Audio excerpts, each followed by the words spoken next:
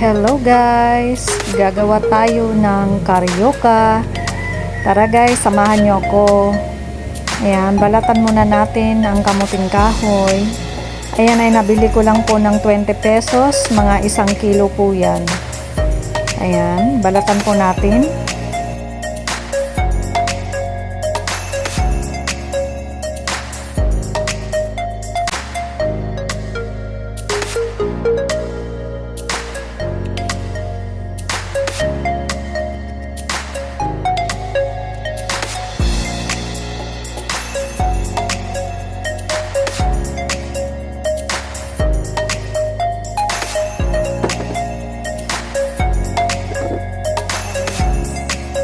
At pagkatapos po ay atin na pong hugasan. Yan po.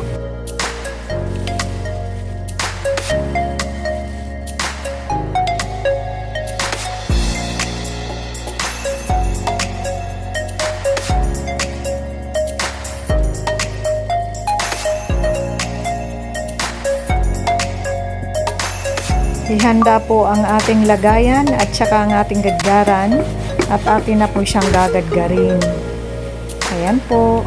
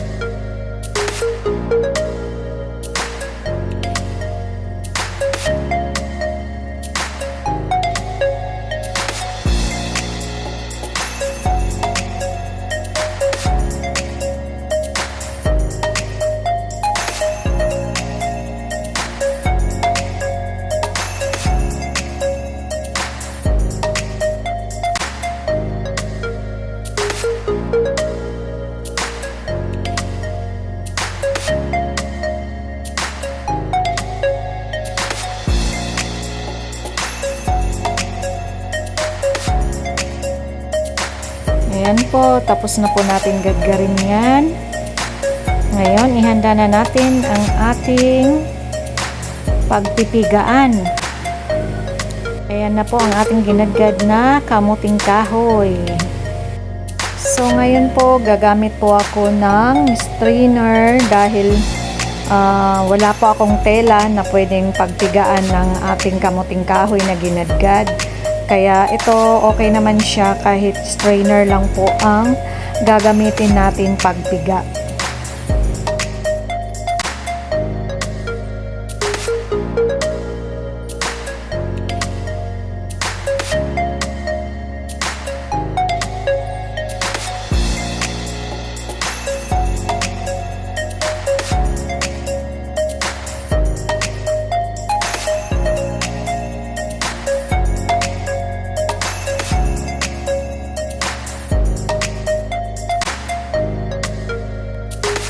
So ngayon po, tapos na po natin pigaan. Lalagyan po natin ng konting asukal na brown para medyo may lasa po siya pag iyong kinain. I-mix lang po natin. Ayan. Ngayon po ay bibilugin na po natin siya ng maliliit.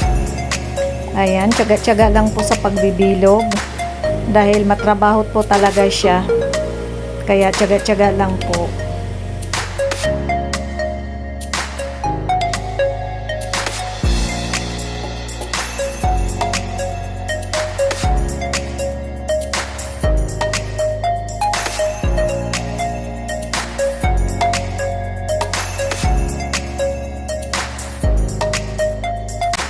So, ayan na po ang ating binilog-bilog na kasaba.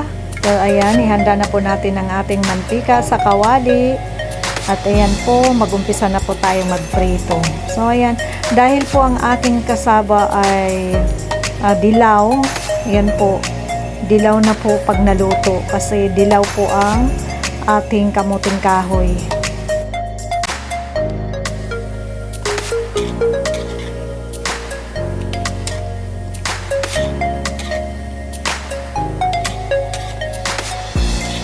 So, ayan po, luto na po siya. Siguro mga after 6 minutes lang po dahil siya po ay maliliit lang po. Kaya madali lang po siya maluto. Kaya ayan, tatanggalin na po natin siya sa mantika at atin ilalagay sa strainer. Ayan po.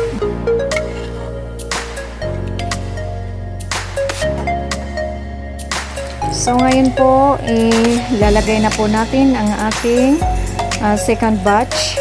Ayan.